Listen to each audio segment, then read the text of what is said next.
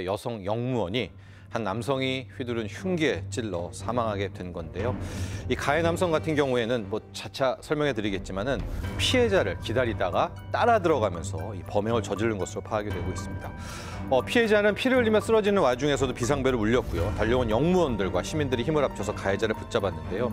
하지만 너무 안타깝게도 피습을 당한 피해자 이미 심정지 상태였습니다. 그리고 병원으로 이송됐지만 안타깝게 숨지고 말았습니다.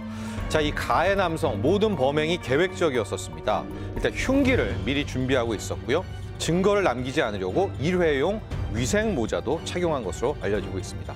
특히 피해자가 근무하는 신당역 스케줄을 미리 빼돌려서 1시간가량 먼저 도착해서 피해자의 근무 시간을 기다린 것으로 알려지고 있습니다. 네, 정말 충격적인 사건입니다.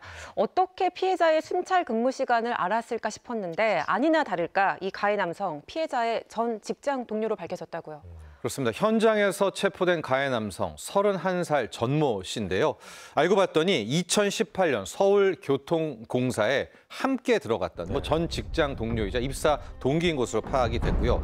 친분을 쌓았는데 그 다음 해부터 이 피해자에게 만남을 강요하면서 스토킹이 시작이 됐었습니다. 피해자에게 300여 차례가 넘는 전화, 메시지를 남기고 지속적으로 피해자를 괴롭혀왔는데요. 급기야 작년 하반기에는 불법 영상을 촬영하고 이를 유포하겠다라는 협박까지 했습니다.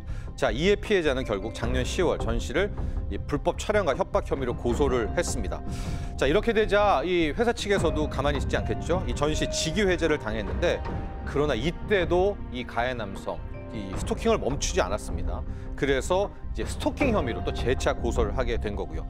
결국 전 씨 스토킹 처벌범죄 5개 혐의로 재판에 넘겨져서 검찰은 징역 9년을 구형을 했는데 바로 사건 다음 날이 선고일이었었습니다. 그러나 이제는 또 다른 혐의가 추가가 되겠죠. 네, 2년여 동안 지속적으로 협박을 일삼아 왔고 그동안 수사와 재판이 이어졌는데 왜 불구속 상태로 재판이 진행이 됐는지 또 피해자에 대한 보호 조치는 왜 없었는지 이런 점들이 궁금합니다. 그렇습니다. 지금 혐의를 보면 불법 촬영에 협박에 스토킹까지 있었었는데 결과적으로 왜 구속이 되지 않았었는가? 먼저 사건을 좀 설명해 드리면요. 이 작년 10월에 일단 한 번 불법 촬영과 협박 혐의로 구속영장을 경찰에 신청을 했습니다. 그러나 법원은 증거인멸과 도주의 우려가 없다면서 기각을 했고요. 이후에 스토킹 혐의가 추가로 이제 다시 고소를 했었었는데 이땐 영장도 청구되지가 않았었습니다. 자, 그럼 피해자 보호는 어떻게 이루어졌는가? 약 한 달 정도는 피해자 보호가 있었는데 이후에 피해자가 원치 않는다는 이유로 신변 보호에서 빠지게 됐고요. 스마트워치 지급, 연계 순찰 이런 보호는 아예 이루어지지도 않은 것으로 알려졌습니다. 한편 이 가해 남성 같은 경우에는 재판을 이렇게 계속 앞두면서 반성문을 3차례나 제출하고 이런 모습을 보였지만은 다 거짓 행동이었었던 것이고요. 현재 경찰은 보복 살인 혐의를 아마도 적용할 것으로 고려하고 있습니다.